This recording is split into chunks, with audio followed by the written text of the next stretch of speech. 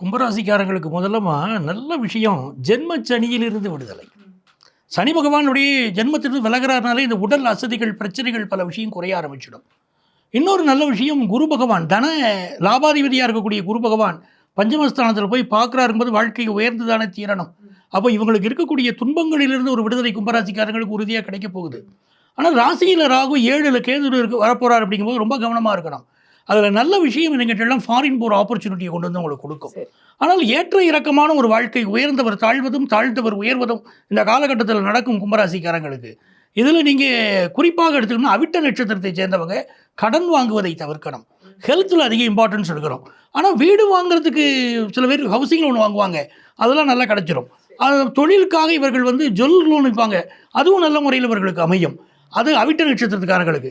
சதயம் நட்சத்திரத்தை சேர்ந்தவங்களுக்கு தான் ஃபாரின் போகிற யோகம் மிகச் சிறப்பாக அமையுது. ஹெல்த்தில் சில பாதிப்புகள் இருக்கும். அது அவர் சொன்ன மாதிரி தவறான பழக்க வழக்கங்களில் மாட்டிக்கொள்ளக்கூடிய சதய நட்சத்திர அன்பர்கள் எச்சரிக்கையாகத்தான் இருக்க வேண்டியிருக்கு. பூரட்டாதி நட்சத்திரத்து அன்பர்களுக்கு அற்புதமான லைஃப்மா. இந்த சனி பகவான் விலகுவதும் அந்த சனி பகவான் சென்று குரு பகவானுடைய வீட்டில் அமர்வதையும் நம்ம கணக்கில் எடுக்கணும். ஏன்னா இவங்க குருவுடைய நட்சத்திரம், நல்ல பணப்பழக்கம் இருக்கும். ஃபேமிலி லைஃப்பில் இருக்கக்கூடிய பல பிரச்சனைகள் தீர்வதற்கு இறைவன் வழிகாட்டுவார், நம்ம பயன்படுத்திக்கிறோம்.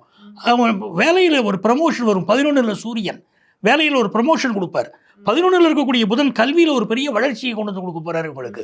அதே மாதிரி வியாபாரிகளுக்கு பெருத்த லாபத்தை கொண்டு வந்து கொடுக்கக்கூடிய யோகம், இதெல்லாம் வாய்ப்பு இருக்குது. ஆனால் இது அப்படியே இருக்கானா இப்போ கஷ்டப்பட்டு கொண்டு இருக்கக்கூடிய கும்பராசிக்காரங்க நாள்தோறும் புலம்பிக்கிட்டு இருக்காங்களே.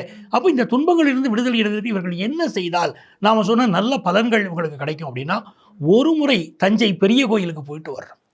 தஞ்சை பெரிய கோயிலில் சென்று வழிபட்டு விட்டு வருவது இவர்கள், அதுவே வாராகியும் வழிபட்டுட்டு வரணும். சும்மா கோயிலில் போய் சிவனை மட்டும் கும்பிட்டுட்டு வந்துடக்கூடாது, வாராகியும் வழிபட்டுட்டு வரணும். அந்த வழிபாடு இவர்கள் வாழ்க்கையில் இருக்கக்கூடிய சிக்கல்களை எல்லாம் போக்குமா.